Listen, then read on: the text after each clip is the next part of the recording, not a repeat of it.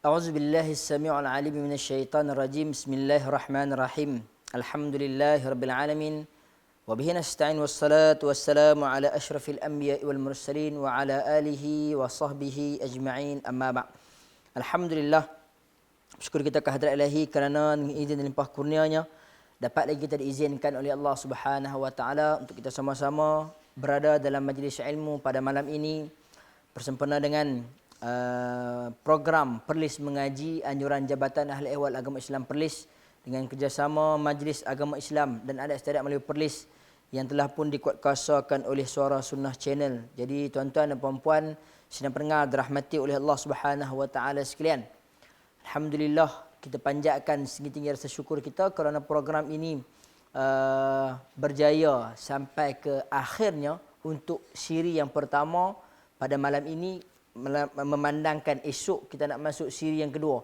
Rasa macam seronok pula tuan-tuan. Sebut siri pertama, siri kedua, dia bersiri-siri.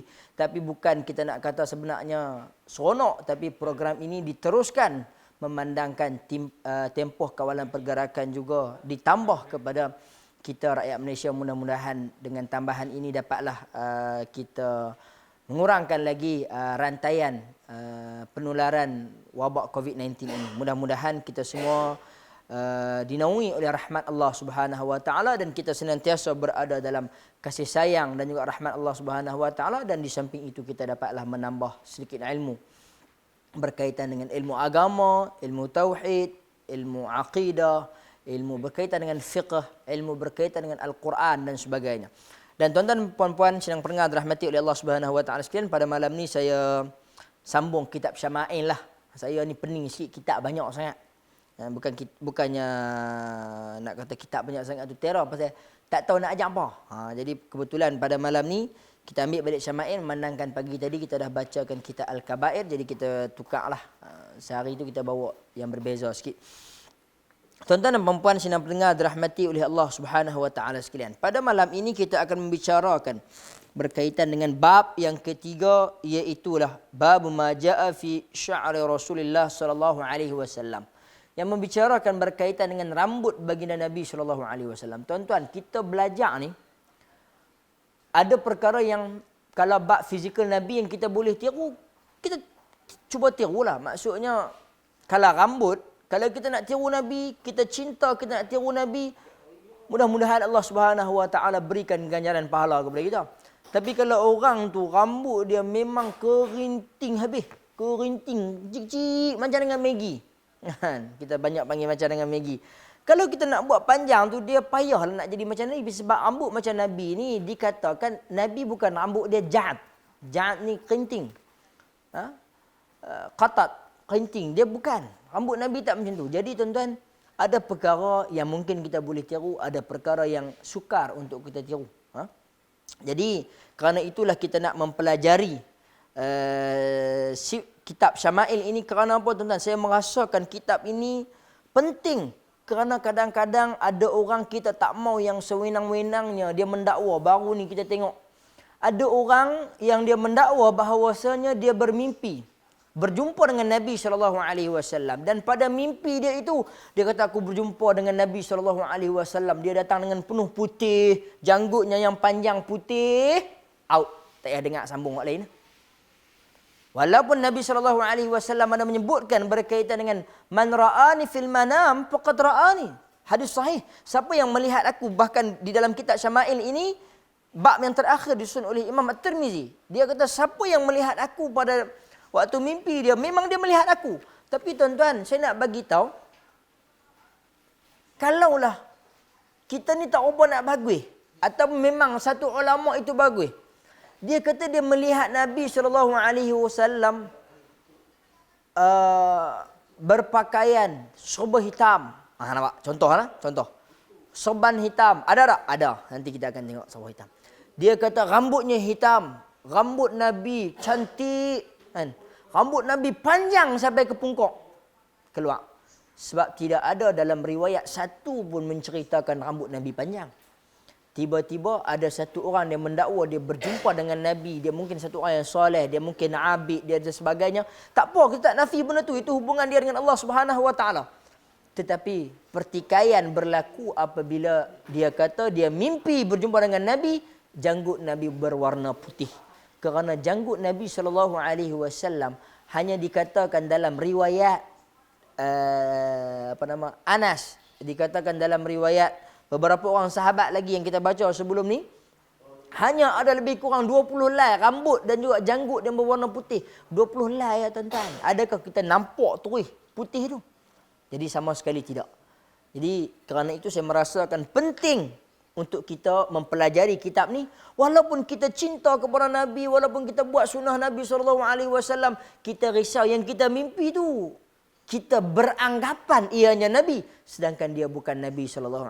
Jadi sudah tentu kita kena mempelajari kitab ni supaya kita tahu bagaimanakah ciri-ciri sifat Nabi, perwatakan baginda Nabi SAW. Tuan-tuan dan puan-puan sidang pendengar dirahmati oleh Allah Subhanahu Wa Taala sekalian. Dalam hadis ini, hadis sahih yang pertama yang telah pun diriwayatkan oleh Imam Muslim daripada Anas bin Malik, dia berkata, "Kana sya'ru Rasulillah sallallahu alaihi wasallam ila nisfi uzunaihi." Rambut baginda Nabi SAW sampai kepada separuh telinga dia. Telinga ni, yang ni, nisf, sebahagian daripada telinga. Ini, rambut Nabi sampai di sini.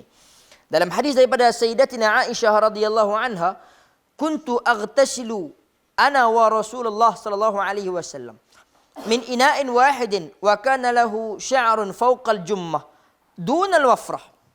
Kata Aisyah radhiyallahu anha, aku pernah berkongsi mandi dalam satu bekas air dengan Rasulullah sallallahu alaihi wasallam.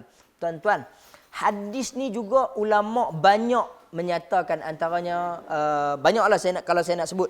Tapi saya nak habaq tuan-tuan, hadis ini menunjukkan bahawasanya romantiknya baginda Nabi SAW, bahkan hubungan suami dan juga isteri itu berlangsung hatta ke dalam bilik air, walaupun mereka ini dikatakan dalam hadis ni, Aisyah kata min ina'in wahid. Ulama ada yang menterjemahkan Aisyah berlapik nak sebut kata sebenarnya kami ini, Rasulullah dan aku, isteri dia, kami mandi dalam keadaan BOGEL. Nak abang tahu tu. Nak abang kata romantik. Jangan duk fikir kuning pula, jangan duk fikir SEX pula. Tapi nak bagi tahu dia apa dia tuan-tuan? Nak bagi tahu kata suami isteri ni ada aurat kata ada aurat. Tak ada. Romantik ni bukan kata tidur yang romantik. Waktu masuk dalam rumah bagi salam, Assalamualaikum warahmatullahi, buat muka cengeng.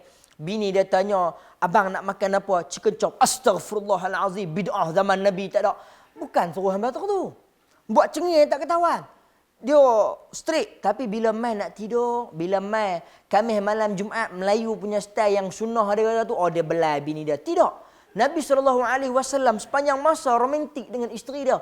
Nak bagi tahu daripada Aisyah sampai ke waktu mandi pun min ina'in wahid. Nak bagi tahu daripada satu bekas yang sama, kami buat semua sekali. Semua. Tapi berlapik di situ nak menunjukkan bahawasanya ada rahsia yang menunjukkan hubungan suami isteri itu. Tuan-tuan dan puan-puan sidang pendengar dirahmati oleh Allah Subhanahu Wa Taala sekalian. Dan Aisyah kata dalam hadis ini, wa kana lahu sya'run fawqal jummah. Dan di sini Nabi SAW dia memiliki rambut yang panjangnya fawq jummah, atas daripada bau, dunal wafrah, tetapi lebih daripada telinga. Wafrah telinga. Okey. Sedangkan telinga itu adalah udhun, yakni syahmatail udhun. Nama rambut yang lebih daripada telinga adalah wafrah. Nama rambut yang kurang daripada paras bau ini dinamakan sebagai jummah. Rambut yang duk tergantung kat sini, saya sebut kata nama apa? Limah. Jadi nama dia ni bukan kak limah ke apa, jummah ke, tapi yang itulah nama-nama yang digunakan oleh bahasa Arab. Tuan-tuan dan puan-puan sidang pendengar dirahmati oleh Allah Subhanahu Wa Taala sekalian. Jadi lepas ni kalau siapa yang mendakwa, Allah saya mimpi jumpa penawak daripada Nabi SAW. Nabi kata apa? Nabi kata tak payah, ambil garam belacan, tumbuk sikit, campur dengan hak kola punya, mentarang ke apa, dia bubuh kurma tu, dia kena bubuh kurma tu pula, dia kena rincik halus-halus kan. Kurma tu dia kena kurma ajwah ya. Ajwah mana? Ajwah Madinah. 7 biji. Sunnah ni. Dia kata dia kena rincik alih-alih, bubuh. Kan saya nampak rambut Nabi cukup cantik, rambut panjang sampai ke bungkuk. Betul tak tuan-tuan? Tolak. Sebab dalam ni tidak ada riwayat pun menceritakan rambut Nabi SAW sampai ke paras punggung dan sebagainya. Tuan-tuan dan puan-puan sidang pendengar dirahmati oleh Allah Subhanahu wa taala sekalian. Kita lihat hadis yang seterusnya daripada Al-Bara bin Azib. Dia berkata, kana Rasulullah sallallahu alaihi wasallam marbu'an ba'id ma bainal mankibain wa kanat jummatuhu tadribu syahmata uzunaih. Nabi SAW seorang yang memiliki bentuk badan yang sederhana, tak besar, tak tinggi, sedang, cantik, elok. Kedua-dua bahunya bidang dan rambutnya terurai menyentuh kedua cuping telinga. Ya, tuan-tuan dengar. Jummatahu, jummah ini apa dia? Iaitulah yang lebih daripada telinga itu adalah dia main dan dia menyentuh. Yang kurang daripada bau itu, jummah atas daripada bau itu, dia menyentuh syahmatail udhunain. Dia menyentuh cuping telinga kedua-duanya bila mungkin bergerak ke apa ke, beralun tu, rambut Nabi SAW berada di paras itu. Dalam hadis yang seterusnya daripada Qatadah, qultu li Anasin, aku berkata kepada Anas, kaifa kana sya' Rasulullah SAW? Qala lam yakun bil ja'd wala bis sabat. Kana yablughu sya'ruhu syahmata uzunaih. Qatadah ni, dia ni dikatakan seorang tabi'in. Dia bertanya kepada Sayyidina Anas. Aku tanya Anas. Qultu li Anas, macam mana rambut Nabi SAW? Tuan-tuan, Anas ni siapa? Anas ni Anas bin Malik. Dia adalah satu orang yang nak kata wakaf ni lebih kurang lah tuan-tuan. Mak dia bagi pi duduklah berkhidmat dengan Nabi, pelajari akhlak Nabi, pelajari fiqh Nabi, pelajari akidah Nabi, pelajari semua, belajar ilmu daripada baginda Nabi SAW. Jadi Anas ni khadam, orang yang melakukan khidmat kepada Nabi SAW. Dia tahu sikit yang ni Nabi minum macam mana sebagainya. Sebab tu banyak hadis ni datang daripada jalan Anas, datang daripada jalan Aisyah. Sebab apa? Dia berkaitan dengan kita kata family, keluarga, dia lebih tahu. Jadi Anas kata, qala lam yakun bil ja'd wala bis sabat. Rambut Nabi SAW tidaklah kerinting, wala bis sabat, dan tidak pula lurus. Kana yablughu sya'ruhu syahmata uzunaih. Rambut Nabi sampai ke cuping telinga. Dan hadis yang lain pula dikatakan daripada Ummu Hani binti Abu Talib. Hadis ni tuan-tuan, iaitulah, tuan-tuan kena dengar baik-baik. Hadis ni dia hasan gharib. Hadis yang telah pun diriwayatkan oleh Abu Daud, Tirmizi juga Ibn Majah. Hadis sahih, hasan gharib, boleh diterima hadis ini. Iaitulah dikatakan daripada Ummu Hani binti Abu Talib. Ummu Hani ni, dia ni perempuan. Dia ni merupakan sahabiyah. Dan dia masuk Islam pada tahun Fathu Makkah, pembukaan kota Makkah, lewat sikit. Dia ni tuan-tuan, adik-beradik dengan Sayyidina Ali. Jadi Ummu Hani binti Abu Talib ini, dia ni waktu kalau kita katakan Nabi SAW, tuan-tuan, pertamanya Fathu Makkah, pembukaan kota Makkah ni jadi berapa kali? Sekali ya. Ada dalam riwayat daripada sahabat menceritakan Nabi datang pakai topi perang. Ada dalam riwayat menceritakan Nabi SAW datang dan dia memakai serban berwarna hitam. Dan ada riwayat daripada Ummu Hani menyatakan hadis ini, dikatakan Nabi buat ikatan rambut Nabi kepada 4. Tu dia tuan-tuan. Ikatan rambut Nabi jadi 4. Tuan boleh bayang macam mana? Saya kalau duduk tengok Street Fighter ke, duk tengok rancangan apa-apa ke, Cina, Amoy ke apa ke, kita tengok dia buat rambut tocang dua ni. Tengok anak saya duduk tengok Bobo Boy ke, bukan Bobo Boy. Ada yang tu anak kepada apa? Papa Zola, anak dia Pipi Zola kan? Pipi Zola no, betul no? Dia buat rambut dua. Tuan-tuan, perempuan buat rambut dua tocang lagi ni. Kita boleh bayang. Cuba tuan-tuan bayang, satu orang lelaki dia ada 4 ikatan. Dia nak buat tak mana? Jadi wallahu taala alam. Tidak diterangkan secara terperinci. Saya pun nak bagi tahu hadis ini boleh diterima hadis sahih hasan gharib yang mana dikatakan Nabi SAW dia ada 4 ikatan rambut dia. Jadi Ummu Hani satu orang perempuan, dia pasti fokus pada part dia. Dia pasti fokus pada bahagian dia. Baju besi, perempuan tak perang. Dia tak fokus, baju besi Nabi ni ada bentuk lah tahun ni baju besi ni.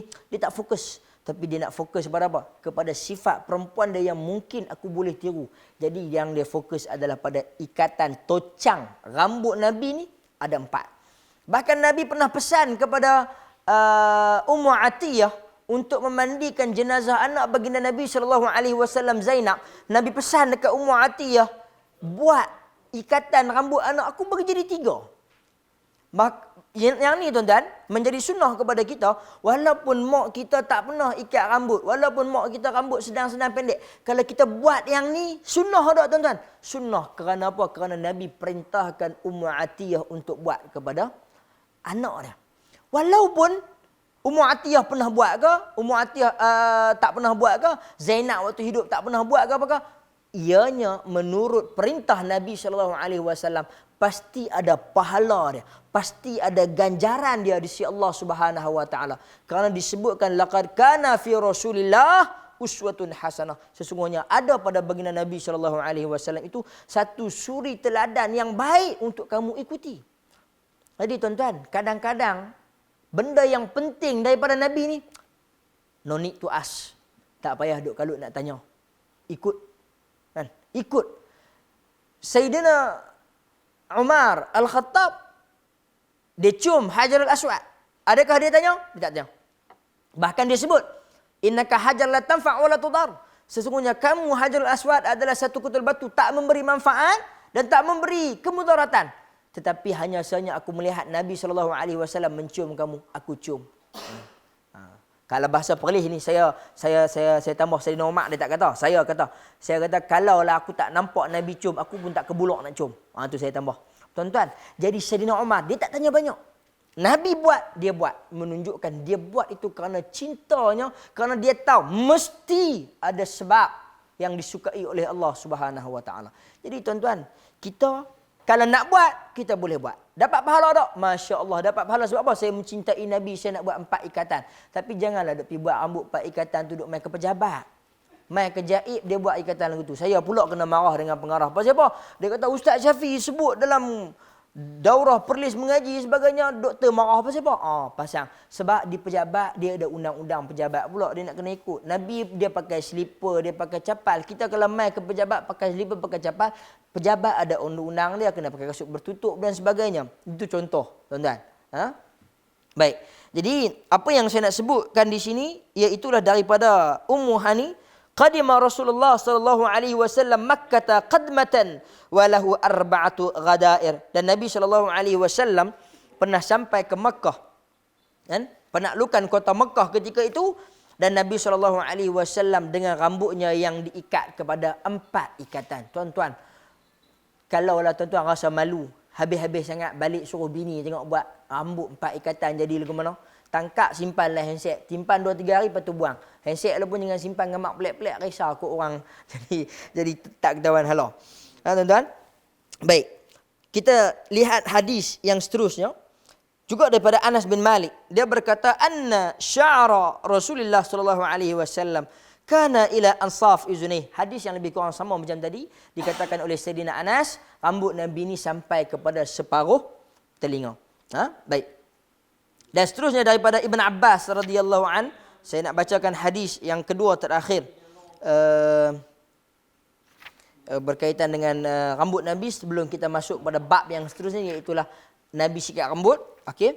Iaitulah anna Rasulullah sallallahu alaihi wasallam kana yasdulu sya'rahu wa kana al-musyrikuuna yafriquna ru'usahum wa kana ahlul kitab yasdiluna ru'usahum wa kana yuhibbu muwafaqata ahli kitab fima lam yu'mar fihi bisyai'in summa farqa Rasulullah sallallahu alaihi wasallam ra'sah.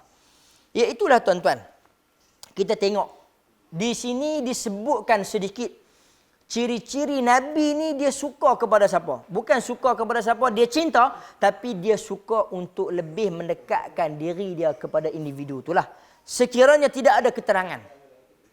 Okey? Dikatakan pada awalnya Nabi SAW membiarkan rambutnya terurai ke hadapan. Nabi biar rambut Nabi ni yasdulu syar, biar rambut terurai ke depan ni tuan-tuan. Kalau tuan-tuan dan perempuan nak tengok kerak, tuan-tuan dan perempuan tengok apa? Tengok cerita Korea.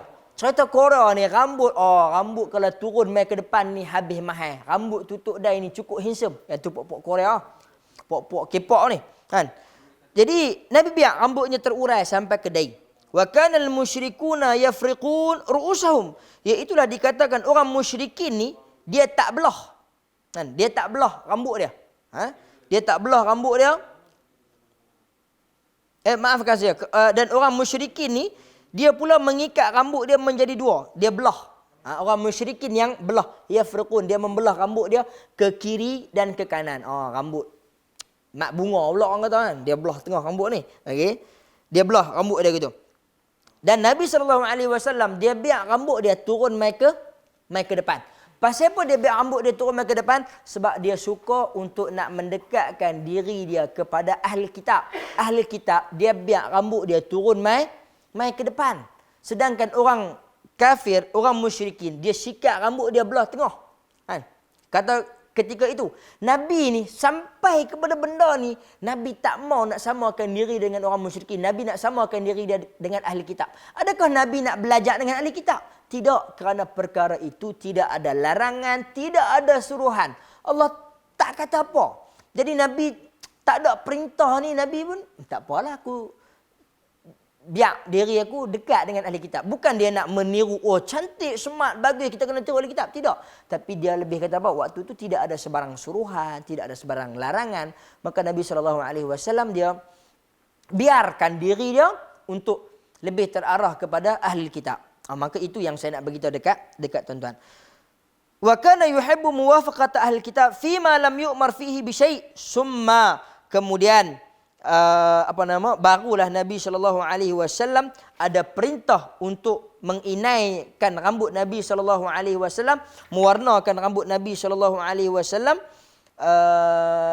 Sebelum ada perintah, ada suruhan untuk nak kemaskan rambut dan sebagainya, kan, untuk nak menjaga dan mencantikkan rambut, barulah Nabi pun dia sikat rambut dia, menjadikan rambut Nabi SAW dibelah menjadi dua bahagian. Iaitulah Nabi SAW juga membelah rambutnya menjadi dua bahagian, iaitu ke kanan dan juga ke kiri, dan ditarik sikit ke belakang, diletakkan di bahagian telinga. Tuan-tuan, tengok Nabi ni, kalau kita nak kata zaman saya muda-muda, lah ni pun muda lagi, tak tua lagi. Tapi nak kata zaman lah ni muda-muda rambut tu habis-habis sangat panas, botak. Habis-habis sangat panas, botak dulu. Kalau kata nak botak ni tuan-tuan, jam. Kan? Sebab apa jam saya kata? Sebab nak keluar, mana pakai kepiah, nak keluar, mana pakai serban, bagaimana nak keluar, nak kena tayang rambut, tayang mahkota. Awek tengok botak, tak jadinya.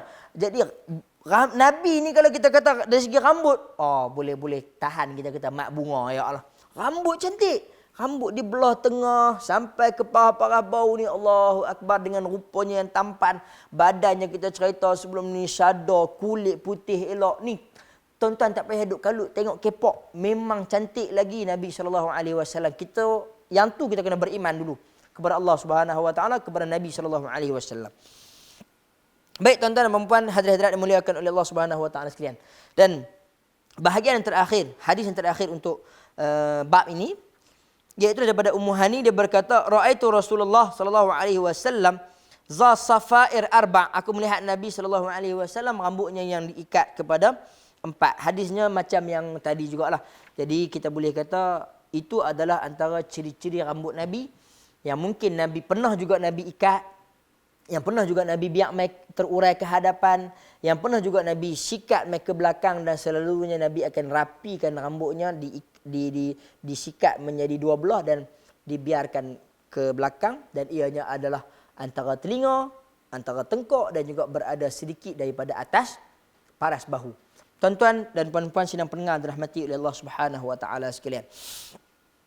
Bab yang seterusnya, bab ma jaa fi tarajjul Rasulullah sallallahu alaihi wasallam. Iaitulah bab yang membicarakan berkaitan dengan cara Nabi sallallahu alaihi wasallam merapikan rambut. Cara Nabi sikat rambut, tuan-tuan, sampai ke cara sikat pun ada. Jadi tuan-tuan, sebab itulah kita kata penekanan agama Islam ini adalah memang yang disebutkan di dalam Al-Quran, al-yawma akmaltu lakum dinakum wa atmamtu alaikum ni'mati wa raditu lakumul Islam madina. Al-yawm, hari ini, akmaltu lakum dinakum. Hari ini telah pun aku sempurnakan kepada kamu agama kamu. Tuan-tuan, sempurnanya agama ni pula, saya tak mau nak terjemah sampai habis ayat ni. Sempurnanya agama ni tuan-tuan, sampai tang mana? Saya nak jawab, sampai dekat hadis, iaitulah yang telah pun diriwayatkan oleh Salman Al-Farisi. Satu orang sahabat bertanya, satu orang musyrikin bertanya kepada dia, adakah Nabi kamu ni mengajak kepada kamu semua segenap-genap perkara? Maka jawapan daripada Salman Al-Farisi, na'am, dia kata ya. Bahkan apa yang diajarkan oleh baginda Nabi SAW, iaitulah sampai ke dalam bilik ayak. Tuan-tuan, sampai ke dalam bilik ayak Nabi ajak kita. Tangan mana guna, tangan mana jangan, nak duduk macam mana, sengit macam mana. Masya Allah, cukup sempurna agama Islam kita tuan-tuan. Dan pada malam ini, kita akan ambil bab yang kedua, iaitulah bab yang membicarakan berkaitan dengan Nabi sikat rambut. Hadis yang pertama daripada Aisyah. Kita tengok. Hadis yang pertama daripada Aisyah. Hadis lepas tu Anas. Hadis lepas tu Aisyah. Hadis banyak berkaitan dengan keluarga. Orang yang dekat. Orang yang sering kali nampak dan senantiasa bersama dengan baginda Nabi SAW. Tuan-tuan dan puan sidang pendengar dirahmati oleh Allah Subhanahu Wa Taala. Hadis iaitulah daripada Aisyah. Dia berkata, kuntu urajjilu ra'sa sya'ri Rasulullah sallallahu alaihi wasallam wa ana haidun. Aku pernah menyikat dan merapikan rambut baginda Nabi sallallahu alaihi wasallam semasa aku sedang dalam keadaan haid. Tuan-tuan, yang ni kita boleh keluar sikit daripada hadis ni perbincangan, kita ambil sikit fik.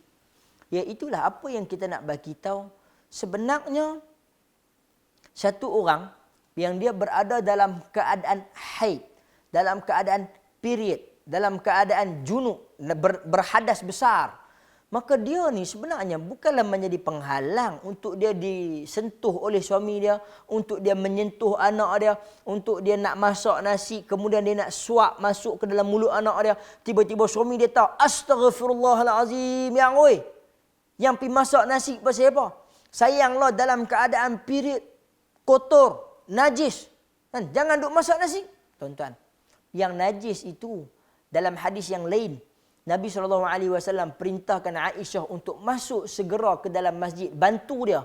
Najis itu bukanlah kehendak kamu, tapi adalah adalah aturan daripada Allah Subhanahu Wa Taala. So menunjukkan kalau dalam bab nak lalu sat pun dalam masjid ada. Boleh. Satu.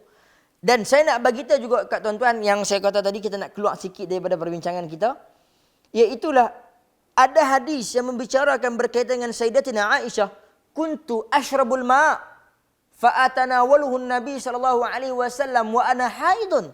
Aku pernah minum air. Bahkan lepas daripada pernah minum air ni tuan-tuan, aku bagi dekat Nabi sallallahu alaihi wasallam untuk Nabi pun minum. Bahkan kemudian Nabi minum ni tuan-tuan, Nabi minum bekas daripada Sayyidatina Aisyah radhiyallahu anha. Adakah Sayyidatina Aisyah radhiyallahu anha ketika itu dia kata dia berada dalam keadaan haid. Maka Nabi kata kena pergi basuh dulu cawan tu. Ambil tisu dulu lak keliling tu baru aku minum. Tak. Nabi minum tu air yang mungkin terkena pada bibir Sayyidatina Aisyah atas dan bawah. Nabi ambil minum semua tu. Ayak tu jadi ayak mutanajis ke apa kan? Tidak. Bahkan dalam hadis daripada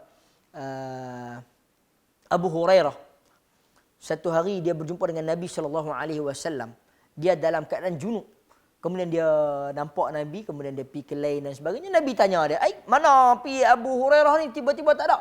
Kemudian Abu Hurairah Abu Hurairah kata, aku sebelum ni ya Rasulullah dalam keadaan junub. Aku tak mau mai dekat dengan kamu. Maka apa kata Nabi SAW? Subhanallah, innal mu'min la yanjus. Maha suci Allah. Sesungguhnya orang mukmin itu tidak ada padanya najis. Maksud dia di sini dari segi akidahnya tidak najis, dari segi sifat diri dia bukan satu orang yang kotor. Najis itu hanyalah najis yang dinamakan sebagai hukmi. Jadi pada malam ni saya nak ajak sikit keluar daripada tajuk perbincangan kita, iaitulah tuan-tuan, kita selain kita duduk belajar, ni mungkin anak-anak di rumah SAPPS ke kafar ke apa ke, dia duduk dengar najis ada 3. Mukhaffafah, mutawassitah, mughallazah. Najis ringan, bayi yang 2 tahun di bawah yang minum susu ibunya saja dan ianya adalah kencing dan bayi itu mesti lelaki. Cukup dia najis. Yang kedua adalah najis yang pertengahan, iaitulah tai orang, tai beruang, tai unta, tai kuda, tai kita, tai apa semua, muntah, apa bangkai. Najis mutawassitah, pertengahan, basuh. Okey. Yang ketiga najis mughallazah, iaitulah anjing dan juga babi. Saya tak mau masuk ke dalam bab mazhab Malik dan sebagainya, nanti payah dia kata okey anjing. Cukup yang tu, 2 ni. Okey? 3 ni, maafkan saya. Mukhaffafah, mutawassitah, mughallazah. Hari ni saya nak habaq dekat tuan-tuan, najis ada 3 lagi jenis. Sama macam tu juga, tapi saya nak olah dengan cara yang lain. Iaitulah najis ada 3 jenis ni tuan-tuan. Yang pertama kita panggil najis aini ataupun najis haqiqi. Najis aini ataupun haqiqi ini adalah najis yang memang kita nampak dah. Kita tahu dah. Iaitulah yang kita katakan tadi, tai orang, tai beruang, muntah, ayak kencing budak ke apakah. Memang kita nampak dia, kita kena basuh dia, kita kena tonyoh dia, kita kena lap dia, kita kena renjih dia. Yang tu najis dari segi ain, yang kita memang nampak. Yang kedua, iaitulah najis dari segi hukum. Najis dari segi hukum ni macam mana? Contohnya, saya lah ni sedang bercakap di hadapan tuan-tuan. Tuan-tuan tahu ke tak tahu, saya tidur petang tadi ni terkeluar air mani dan sebagainya. Kemudian saya tak mandi, saya main duk pakai buat semak, spray minyak wangi, buh deodoran, serban, kepiah elok apa semua, main duk depan tuan-tuan, duk mengajak pumpang-pumpang. Tuan-tuan tahu tak saya sedang berada dalam keadaan berhadas? Tuan-tuan tak tahu. Satu orang perempuan yang dia mungkin period ustazah mana-mana ke apa-apa, dia memang mengajar hukum ni. Dia tak mengajar Al-Quran, dia mengajar kita-kita ni. Ada masalah? Tak tahu. Tuan-tuan tak ada masalah. Satu orang ni dia berasa macam maaf saya. Satu orang ni diri dia berasa semangat. Ustaz ni handsome, ustaz ni mengajar bagus, ustaz ni hebat. Jarang-jarang ustaz ni mai perlih dan sebagainya. Kita nak jumpa ya. Perempuan ni period. Dia teringin nak pi juga masuk ke dalam masjid nak tengok ustaz tu. Ada siapa yang lain tahu? Siapa pun tak tahu. Ianya kita panggil sebagai najis hukum. Dia dengan Allah Subhanahu Wa Taala. Clear? Yang kedua. Yang ketiga, najis dari segi makna.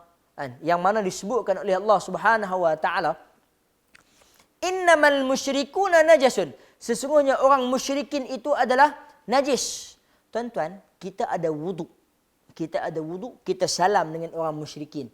Kita salam dengan orang yang bukan Islam. Kita salam dengan orang yang beragama selain daripada agama Islam. Tak ada sebutlah agama apa pun. Selain daripada agama Islam.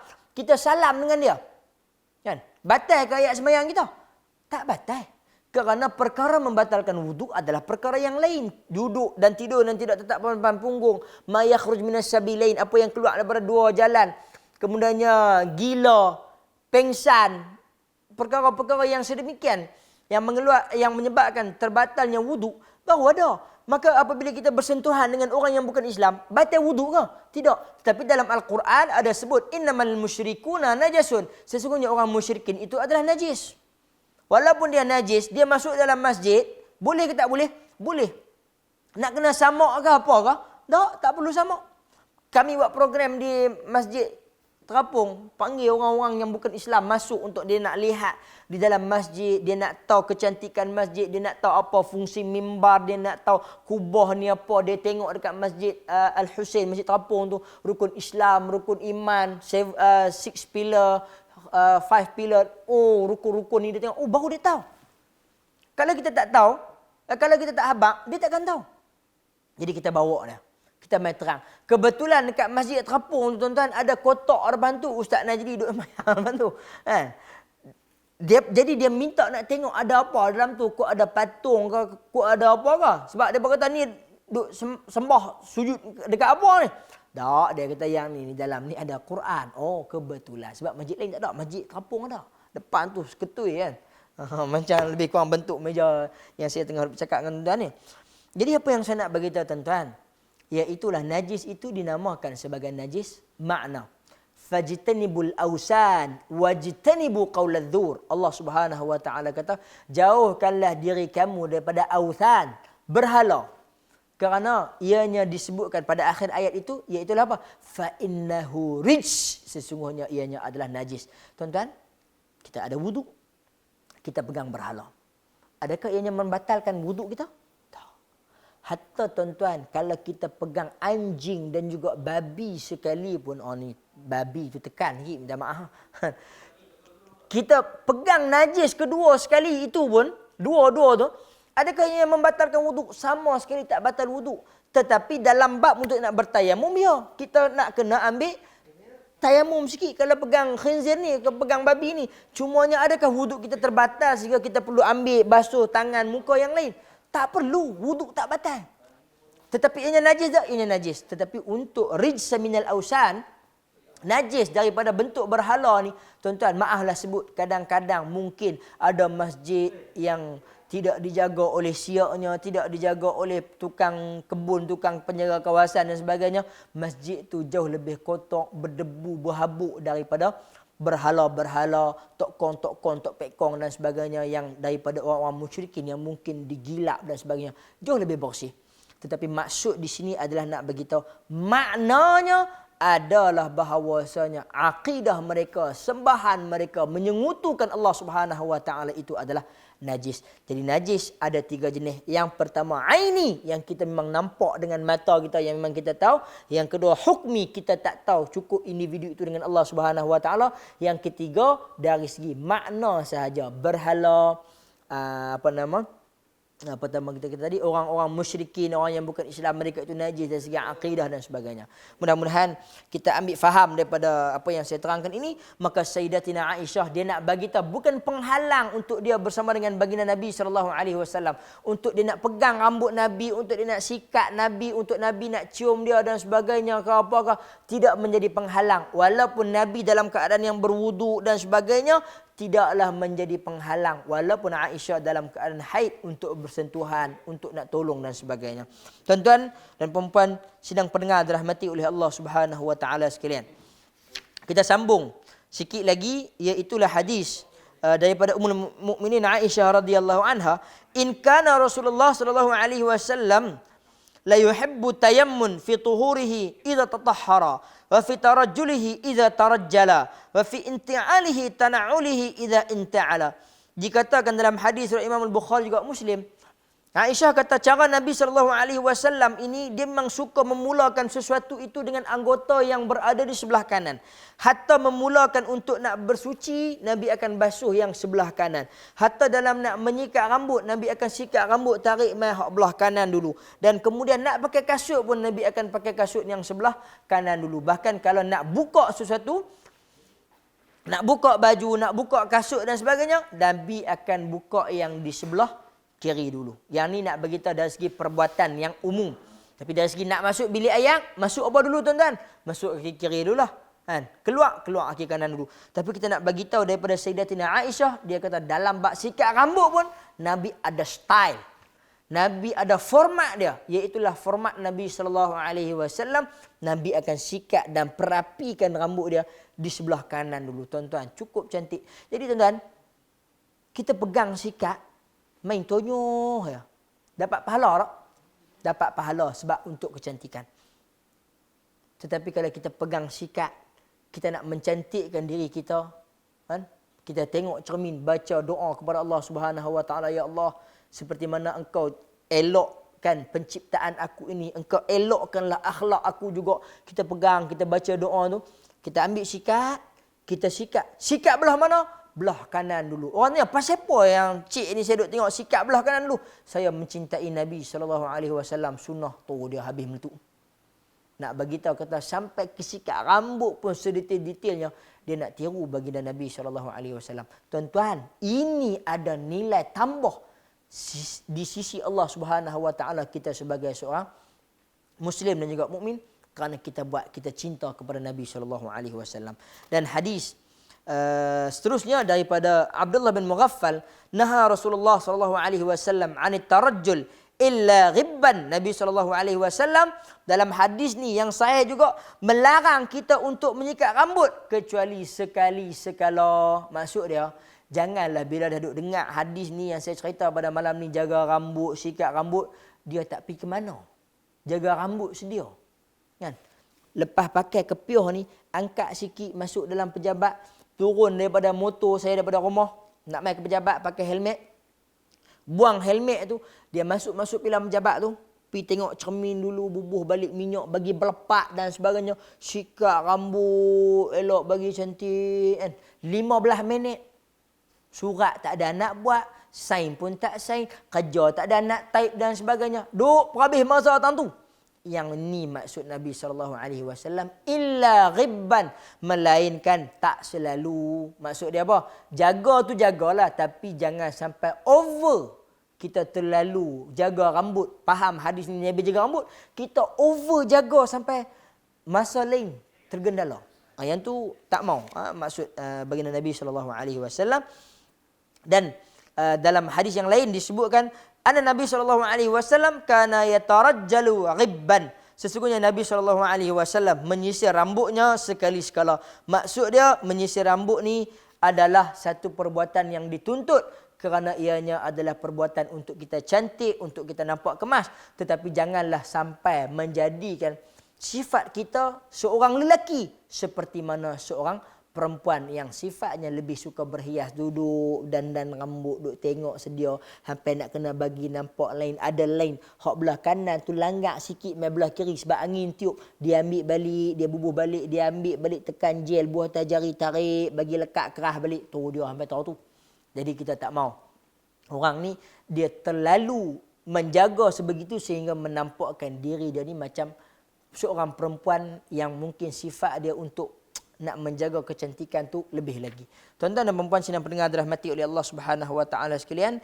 Jadi saya rasa pada malam ini cukup kita ambil 2 bab kan, berkaitan dengan rambut Nabi SAW dan cara sikat rambut Nabi SAW.